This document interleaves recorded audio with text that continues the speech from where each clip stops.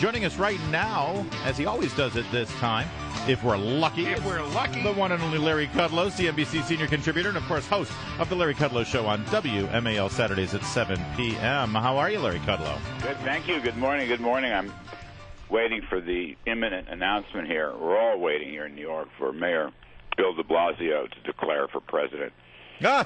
That's the big story here, and that will complete the Sandinista takeover of the Democratic Party. That would be a beautiful thing. I'd love to see he and Elizabeth Warren take on Hillary Clinton. He wants to run. He's talking about running. I don't doubt it. Well, before that eventuality, let's talk about another government disaster, and that is Obamacare. It just started open enrollment yesterday. And meanwhile, over the past week since we spoke with you last, these Jonathan Gruber videos just keep coming out. They keep gaining steam, and now you see Nancy Pelosi and Harry Reid and even the president sort of acting like they've never met this guy before. Does this have traction, and this could it actually help embolden Republicans in trying to roll back at least parts of Obamacare? Oh, yeah. I think that's the real significance of the story, is that it gives some fuel to Republicans, probably for a repeal vote. I mean, senators have told me there's going to be a repeal vote. That's not going to pass, but it does set the stage for, kind of chipping away at any number of the provisions, whether it's the mandates for individuals or the mandates for businesses, whether it's going to be the equipment tax or whether it's going to be the Supreme Court decision on whether states can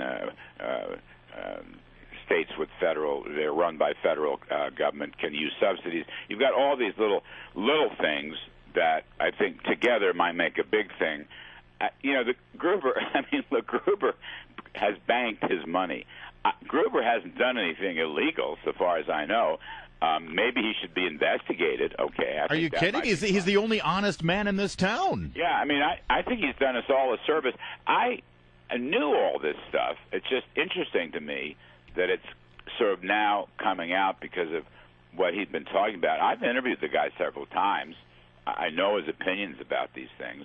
The fact that he doesn't believe in democracy is a slightly different wrinkle. But I don't know that it has any real substantive thing. I think it just adds fuel to the GOP.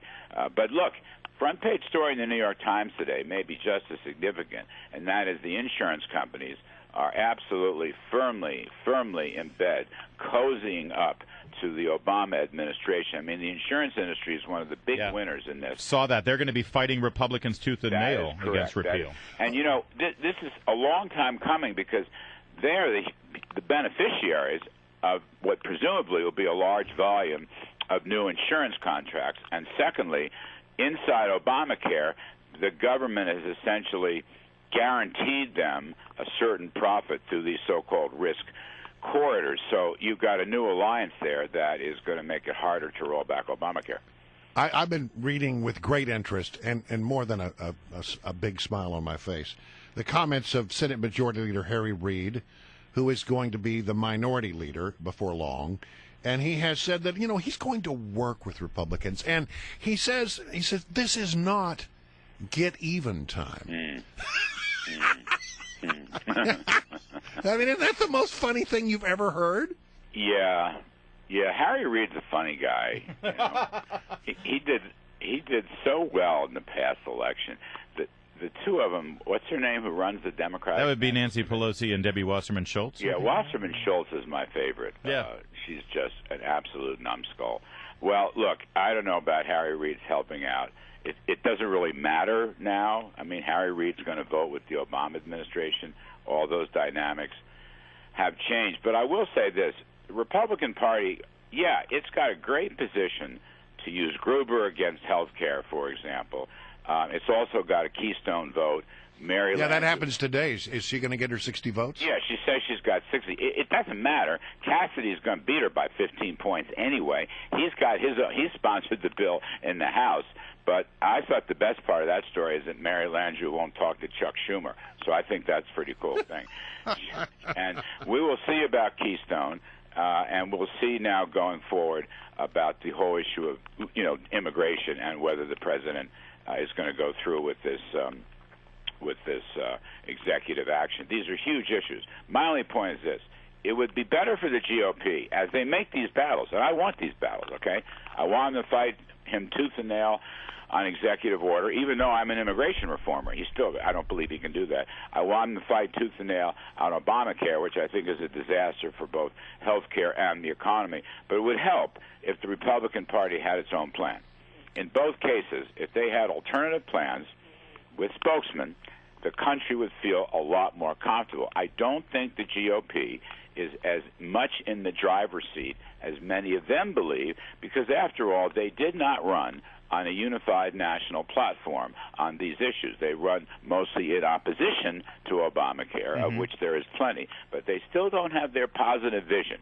And I think without a positive vision, it's not going to be easy for them, let's say, to unwind Obamacare. It's not going to be easy. Larry Kudlow, in this last minute that we have here, let's talk about that positive agenda that I know you want Republicans in the Senate to take up here on their victory. Here in Maryland, Larry Hogan, first Republican since Ehrlich to win, and no one gave him a chance to win. He won on a basic message of rolling back these tax increases.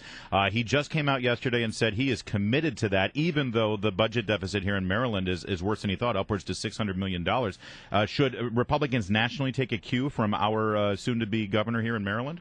Well, yeah, I mean, look, as far as I can tell, the guy's a supply sider. He wants to lower tax rates to promote growth, bring people back to Maryland, and the revenues will come flowing in. And if they don't, why not cut something? I mean, Maryland's like a little socialist state, for God's sakes, a miniature version of New York City.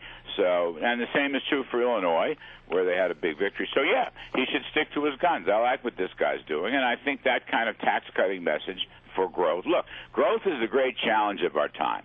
5.5 years later, we're still growing at 2%. We don't have the kind of job creation or the kind of income creation we need.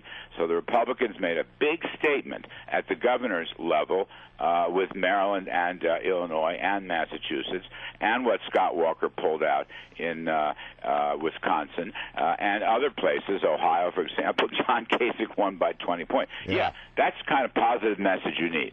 But we don't see it yet coming out of the House and Senate. And like I say, if they're going to do battle with Obama, as they should, they would help their cause with positive messages. Get the Rob Portmans of the world. I know Ryan is working with Rubio and some others for health care. Portman's involved in a lot of these things. Get it out there. Show people what you do. You can't govern necessarily from Congress, but you can help your cause with a message. All right, Larry Kudlow. Well, naming every single one of the establishment Republicans, making all of the Tea Party conservatives listening right now, their heads are exploding all over the Beltway. Thanks, right. Larry. Always good to talk to you. a pleasure. Thanks, Larry. Bye.